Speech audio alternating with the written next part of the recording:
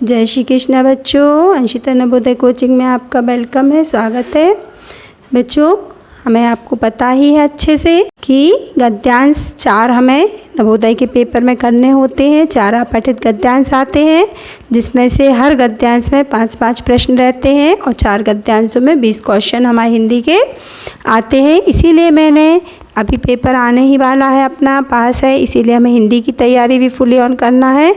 तो full test इसका मैंने आपको हिंदी का बनाया हुआ है। 4 गद्यांश आपके लिए बहुत अच्छे गद्यांश, जो कि इस साल के लिए बहुत इम्पोर्टेंट हो सकते हैं, दिए हुए हैं और ऐसे गद्यांशों की हमें खूब प्रैक्टिस करना है। तो मैंने टेस्ट बनाया हुआ है, 4 गद्यांश लिखे हुए हैं, उनके क्वेश्चंस भी दिए हुए हैं। आपको एक पेपर पे अपनी 4 लाइन खींच के OMR शीट बना लेना है और उसी में इन गद्यांशों को नंबर 1, 2, 3, 4 डाल के कर लेना है, ठीक है ना। चलिए देखते हैं गद्यांश नंबर फर्स्ट। मैं आपको एक बार पढ़ के सुना दे रही हूँ, करके आपको लाना है गोला भर के, है ना। युधिष्ठिर ने कहा, हे यक्ष, माता पृथ्वी से बड़ी है, माता पृथ्वी से बड़ी है, पृथा का स्थान आकाश से भी ऊंचा है और मन वायु से भी अधिक गतिवान है।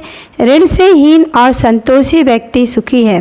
ऋण से हीन संतोषी व्यक्ति ही सबसे सुखी है। जीवन की क्षरभंगुरता देखकर भी जीने की इच्छा करने वाला, जीवन की क्षरभंगुरता, बच्चों ध्यान दीजिएगा, देखकर भी जीने की इच्छा करना सबसे बड़ा आश्चर्य है। क्या देखकर? जीवन की क्षरभंगुरता देखकर। क्षरभंगुरता से मतलब होता है बहुत छोटा होता है इंसान का जीवन, है ना, पता नहीं कब भगवान जी अपन को बुला ले, है ना, सबसे बड़ा आश्चर्य है। और महापुरुषों के जीवन की, महापुरुष पहले भी एक गद्यांश में आ चुके हैं, जीवन की लकीर ही सन्मार्ग है। महापुरुषों के जीवन की लकीर ही सन्मार्ग, यहाँ कीर होगा बच्चों, लकीर ही सन्मार्ग है। बस बहुत छोटा सा गद्यांश है। अब इसके आपके पास क्वेश्चन आने वाले हैं। आप गद्यांश को एक बार फिर से पढ़िएगा बच्चों, एक बार मैंने पढ़वा दिया है, अभी इसके क्वेश्चन आ गए आपके पास। युधिष्ठिर से प्रश्न करने वाला कौन था? यक्ष, किन्नर, गंधर्व या देवता? युधिष्ठिर से प्रश्न करने वाला कौन था, है ना, यक्ष, किन्नर, गंधर्व या देवता? यक्ष, गंधर्व, बी बच्चों गंधर्व है, बी को ये भरिएगा, सी आए तो किन्नर और डी आए तो देवता। क्वेश्चन नंबर 2 दिया हुआ है, पृथ्वी से बड़ा कौन है? आकाश, ब्रह्मांड, माता या परमात्मा? ठीक है, आया था हमारे गद्यांश में, बहुत अच्छे से आपने पढ़ा होगा। युधिष्ठिर ने आकाश से ऊंचा किसका स्थान बताया है? ब्रह्मा का, पिता का, परमेश्वर का या राजा का? सबको पता होता है ना। जननी जन्मभूमिश्च स्वर्गादपि गरीयसी, गुरु ब्रह्मा गुरु विष्णु गुरुदेवो महेश्वरा, ये हमारी भारतीय संस्कृति है ना। वायु से अधिक गतिवान किसको बताया है? वायु से अधिक गतिवान गरुड़ को, बालचंद्र को, हनुमान जी को या मन को? ठीक है। सन्मार्ग क्या है? सन्मार्ग, अच्छा मार्ग क्या है? शास्त्र के वाक, वेद वाक्य, मनुष्यों के जीवन या धार्मिक ग्रंथ? आपको अच्छे से गद्यांश को 2-3 बार बच्चों पढ़ लिया करो, उसके बाद ही क्वेश्चंस के आंसर लगाया करो। बहुत जल्दी में क्वेश्चन के आंसर मत लगाया करो, क्योंकि एक बार जो गोला भर गया तो भर गया, दोबारा वो गोला आप नहीं भर सकते हैं, ना व्हाइटनर लगा के और ना ही काट के। आप किसी भी हालत में उसको क्रॉस करके, जैसे कि आप लोग ऐसे करते हैं, मैं पहले भी कई बार बता चुकी हूँ, बच्चे क्या करते हैं, मान लीजिए 3rd भरना था, 4 भर गया, अब वो ऐसे क्रॉस लगा देंगे और 3rd भर देंगे। नहीं बच्चों, ये गलत ही हो गया आपका, कुछ भी नहीं चलता वहाँ। आप इस पे व्हाइटनर भी नहीं लगा सकते, आप कुछ भी नहीं कर सकते, आपको एक बार में ही क्लीन और सही गोला भरना है और पूरा फिल करना है। युधिष्ठिर ने सबसे सुखी जीवन किसको बताया है? सबसे सुखी जीवन किसका बताया है? किसको बताया है? धनवान को, चक्रवर्ती राजा को, सन्यासी को या ऋण से हीन संतोष व्यक्ति को?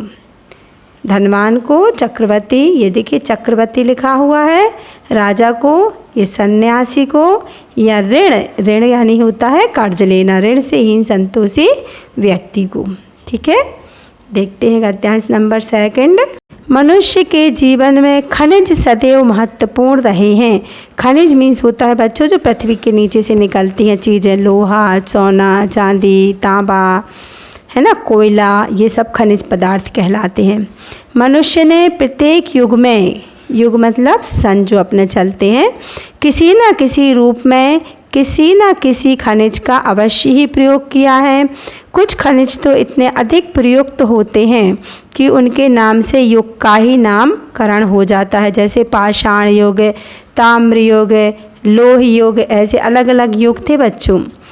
आदिम निवासी ने पत्थर से ही आग जलाई, सबको पता है, 2 पत्थरों को रगड़ा और चिंगारी उत्पन्न हुई और आग बन गई, है ना। अस्त्र भी वो पहले पत्थरों को नुकीला करके बना लेते थे, अस्त्र शस्त्र, उन्हीं से जानवरों का शिकार करते थे। इतिहासकार जो इन सभी चीज़ों को, पुरानी चीज़ों को लिखते हैं, वो कहलाते हैं हमारे इतिहासकार। इस युग की पाषाण युग, पत्थर वाला युग कहते हैं। आज के लगभग 15,000 वर्ष पूर्व मनुष्य को धातु का पता चला था। यह कहना बड़ा कठिन है कि मनुष्य ने सबसे पहले किस धातु का, ये हम नहीं बता सकते हैं कि सबसे पहले किस धातु का प्रयोग किया, परंतु ऐसा अनुमान है कि सोना, चांदी और तांबा सर्वप्रथम प्रयोग में आए। बच्चों, हमारा भारत देश पहले इतना धनवान था, सोने की चिड़िया कहा जाता था, कि जो राजा महाराजा लोग रहते थे वो सोने और चांदी के बर्तन में ही भोजन करते थे। थाली सोने की, कटोरी सोने की, गिलास चांदी सोने के, ऐसे होते थे बच्चों, प्रयोग में आई। यही ऐसी धातुएं हैं जो अमिश्रित, यानी कि अमिश्रित मीन्स इनमें किसी दूसरी चीज़ की मिलावट नहीं होती है, अमिश्रित रूप में मिल सकती हैं। अन्य धातु कच्ची धातु के रूप में मिलती हैं, अर्थात मिट्टी के साथ मिली रहती हैं। अन्य धातुएं कैसी होती हैं? कच्ची धातु के रूप में मिलती हैं, अर्थात मिट्टी के साथ मिली रहती हैं। हो गया गद्यांश, आप एक बार फिर से पढ़ लीजिएगा अच्छे से। अब हम इसके क्वेश्चंस देख लेते हैं। क्वेश्चन नंबर 1, मनुष्य ने किसी न किसी रूप में किसी खाली स्थान का अवश्य ही प्रयोग किया है। खनिज का, धातु का, लकड़ी का या तेजाब का। तेजाब बहुत खतरनाक चीज़ होती है बच्चों।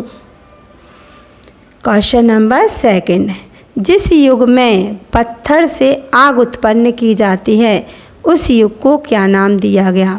आदिम युग, पाषाण युग, अग्नि युग या अंधकार युग। मैंने बीच में आपको नाम बताया था, पर बोलते बोलते आप इसे दोबारा से वीडियो को देख के सुन सकते हैं। मैंने युग का नाम आपको बता दिया है। क्वेश्चन नंबर 3, मनुष्य को धातु का पता कितने वर्ष पूर्व लगा? धातु का पता है ना, कितने वर्ष पूर्व लगा था? 10,000 वर्ष पूर्व, ईसवी सन के समय, वैदिक युग में या 15,000 वर्ष पूर्व। ये भी उसमें आया है, आप अच्छे से कर सकते हैं। क्वेश्चन नंबर 5 देखते हैं। सोना, चांदी और तांबा की क्या विशेषता है? क्या नहीं होता है बच्चों, क्या होता है ना, आधे का में या। क्या विशेषता है? ये आसानी से प्राप्त होते हैं, ये बहुत उपयोगी होते हैं, ये आमिश्रित रूप में मिल सकते हैं या ये अत्यंत शुद्ध होते हैं। चारों ऑप्शन में से आपका आंसर आना ही चाहिए, इससे अलग आंसर कभी भी नहीं आता है। आपका हर आंसर 4 ऑप्शन में से ही आना चाहिए बच्चों। धातु से क्या अभिप्राय है? मीन्स अभिप्राय मीन्स होता क्या कहते हैं, आप क्या समझते हैं धातु से, है ना। जो आसानी से मोड़ी जा सके, जो आसानी से गलाई जा सके, मोड़ी जा सके, जिसको पानी में घोला जा सके या जो मिट्टी के साथ मिली हुई रहती है, क्या धातु कहलाती हैं? आपको ABCD में से ही आंसर आना है। आप बहुत अच्छे से क्वेश्चंस को करिएगा। देखते हैं गद्यांश नंबर 3। उपासना का बड़ा भाई अभिनव बहुत ही नटखट था। ये गद्यांश नंबर आपका 3 है। आप गद्यांश नंबर ही डाल लीजिएगा, 1st, 2nd, 3rd, और उसी हिसाब से क्वेश्चंस की OMR शीट बनाइएगा। उपासना का बड़ा भाई अभिनव बहुत नटखट था। नाम किसका है? लड़की का नाम है उपासना, उसका बड़ा भाई, बड़ा है भाई लेकिन कैसा है, नाम क्या है बड़े भाई का? अभिनव। कैसा है? बहुत ही नटखट था। वह इसके खिलौने तोड़ देता और उसकी तोड़ डालता और उसकी नोटबुक के पेज फाड़ डालता। आप कहाँ भी ऐसा ज़रूर होता होगा। सबको परेशान करना उसे अच्छा लगता था। एक विशेष दिन आया, वह था उपासना का जन्मदिन। अभिनव ने उसे शुभकामनाएं दी और कहा, प्रिय उपासना, मैं तुम्हें क्या उपहार दूं? उपासना की आंखों में आंसू भर आए। भैया, क्या तुम अच्छे और शिष्ट बन सकते हो? अरे वाह, कितना अच्छी बच्ची है ना, कितना बढ़िया उपहार मांगा उसने। अभिनव समझ नहीं पाया कि क्या करें। वह अपने कमरे में गया और सोचता रहा। उसने तय किया कि वह अच्छा बच्चा बनेगा। वह रसोई में गया और माँ की सहायता की। उसने जन्मदिन की मेज को व्यवस्थित किया, बैठने के कमरे को सजाया। उसने सैंडविच बनाए और दिए जाने वाले उपहारों को भी पैक किया। उपासना बहुत अधिक प्रसन्न हो गई। उसे जितने भी उपहार मिले, किसको? उसे मतलब किसे? उपासना को। उनमें भाई का उपहार सबसे अच्छा था। आप भी एक गुड बॉय बनिए बच्चों। बिल्कुल भी शरारत, वैसे बच्चों का हक होता है शरारत करना, बट ऐसी शरारत नहीं करना चाहिए कि किसी को किसी से नुकसान हो, है ना। आप खेलिए, बचपना आपका है, लेकिन ऐसे शरारत मत कीजिए कि किसी को कोई हानि पहुँचे। उपासना का भाई। Question number 1। उपासना का भाई उसकी सहायता करता था, उसे डांटा करता था, उसे परेशान करता था या उसे पढ़ाया करता था? चारों ऑप्शन में से ही आपके ऑप्शन आने वाले हैं, ए, बी, सी या डी। अब देखते हैं क्वेश्चन नंबर इसका 2। उपासना ने अपने जन्मदिन पर अपने भाई से क्या मांगा? मांगा कि वह यानी कि क्या मांगा? अच्छे बच्चा बने, उसके लिए उपहार खरीद कर लाए, अपने दोस्तों को बुलाए या केक को ना छुए? आपको पता ही है, बहुत सरल गद्यांश है। आप जल्दी से आंसर लगा लीजिएगा। गोला अच्छे से पूरा फिल कर लीजिएगा। सबसे पहले वीडियो को लाइक कर लीजिए, चैनल को सब्सक्राइब कर दीजिए और जो भी आपके रिश्तेदार हैं, आपके फ्रेंड्स हैं, उनको जल्दी से शेयर कर दीजिए। क्वेश्चन नंबर 3 देखते हैं। अभिनव ने रसोई में, आगे का क्वेश्चन आप समझ गए होंगे, क्या किया भी हो सकता है, क्या कर रहा था। अभिनव ने रसोई में सब चीज़ों को सजाया। नंबर 1, एक प्लेट तोड़ डाली। नंबर 2, माँ की सहायता की। नंबर 3, या केक का एक टुकड़ा खाया। आपको पता है उसने, अभिनव ने क्या किया था रसोई में जाके? ना पता हो तो गद्यांश को दोबारा से पढ़ लीजिएगा। अपने भाई में बदलाव देखकर उपासना, हाँ भाई बदल गया था तो उपासना क्या होगी? सदमा खा गई, प्रसन्न हो गई, उदास हो गई या चिंतित हो गई? आप पढ़ के इसका आंसर अच्छे से लगा लीजिएगा। अनुच्छेद इसी को कहते हैं, जो गद्यांश लाइनें अपन ने पढ़ी हैं उसको या तो गद्यांश कहते हैं या अनुच्छेद कहते हैं, है ना। में प्रयुक्त शिष्ट शब्द का विपरीत मीन्स होता है उल्टा अर्थ देने वाला, विरोधी, है ना। क्या है? नटखट, सुडौल, सकारात्मक या पागल। ठीक है बच्चों, आपको करने में बिल्कुल भी दिक्कत नहीं होगी। विपरीत का शब्द आप जानते हैं, विपरीत यानी विरोधी होता है। आसानी से आप लगा सकते हैं। गद्यांश 3, बहुत अच्छे से गद्यांशों का टेस्ट कीजिएगा बच्चों। गद्यांश नंबर 4 देख लेते हैं। प्लास्टिक हल्के सस्ते, प्लास्टिक के बारे में बताया गया है। हल्के सस्ते और क्षरण तथा बैक्टीरिया के प्रभाव से प्रतिरोधी यानी कि ना होने वाली चीज़ें प्रतिरोधी होते हैं। वे अन्य किसी भी पदार्थ से, कैसे होते हैं? अन्य किसी भी पदार्थ से अधिक समय तक चलते हैं। यही कारण है कि प्लास्टिक उन वस्तुओं के निर्माण में प्रयुक्त होते हैं जो अधिक दिन चलें। मोटर गाड़ियों, वायुयानों, हवाई जहाज और अंतरिक्ष यानों, एरोप्लेन वगैरह के पुर्जे मीन्स होता है छोटे छोटे जो उसमें लगे होते हैं ना, पुर्जे बनाने में, मतलब ऑटो पार्ट्स आप कह सकते हैं, पार्ट्स। पुर्जे को इंग्लिश में आप कहेंगे पार्ट्स, है ना, भाग उसके जो रहते हैं, बनाने में प्लास्टिक का उपयोग होता है। हमारे इससे क्या होता है ना बच्चों, प्लास्टिक में जंग नहीं लगती, सबसे बड़ी बात। प्लास्टिक आप जानते हैं, आपका लंच बॉक्स है, जूता चप्पल है, बॉटल है, ये प्लास्टिक की होती है ना जो चीज़ें, उनमें जंग नहीं लगती। लोहा और तांबे की जो चीज़ें होती हैं उनमें जंग लग जाती है, पानी के संपर्क में आने से ये चीज़ें ख़राब होने लगती हैं। लेकिन प्लास्टिक में कितना भी पानी गिर जाए वो ख़राब नहीं होता। इस कारण प्लास्टिक बहुत ही उपयोगी है, जबकि वो नुकसानदायक है लेकिन फिर भी उपयोगी बहुत है। हमारे प्रत्येक दिन काम में आने वाले बहुत से सामान को बनाने में इसका उपयोग होता है, जैसे कि खाद्य सामग्री या रसायनों के भंडारण के लिए डिब्बे जो रहते प्लास्टिक के रहते हैं, फर्नीचर भी आजकल प्लास्टिक का, चेयर वगैरह रहती हैं, जूते चप्पल प्लास्टिक के रहते हैं, और मम्मी जिसमें मसाले वगैरह रखती हैं वो सारे डिब्बे डिब्बियाँ भी काय के होते हैं, घरेलू वस्तुएं प्लास्टिक की होती हैं ज़्यादातर। स्टील या प्लास्टिक, लेकिन स्टील के में बच्चों जंग लगने लगती है। देखते हैं क्वेश्चन नंबर फर्स्ट इसका। घरेलू यानी कि घर में उपयोग होने वाले डिब्बे जानते हैं आप प्लास्टिक से बनाए जाते हैं क्योंकि वे हल्के होते हैं, हल्के और कीमती होते हैं। बी सस्ते और क्षरणशील होते हैं। सी बैक्टीरिया के प्रतिरोधी और भारी होते हैं। और डी क्षरण के प्रतिरोधी और हल्के होते हैं।